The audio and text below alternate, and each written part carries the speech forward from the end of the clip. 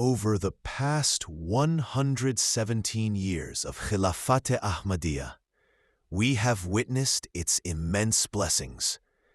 Ahmadi Muslims are blessed to have the divine institution of Khilafat-e-Ahmadiyya, which continues the mission of the promised Messiah alayhi salam and spreads the mission of the Holy Prophet Muhammad sallallahu alayhi wasallam across the globe.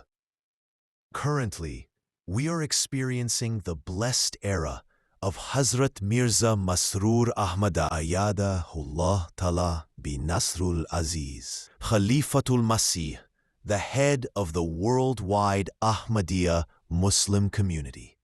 Long live Hazrat Khalifatul Masih. Allahumma ayyid imamana bi ruhil Qudus wa barik lana fi umrihi wa amrihi.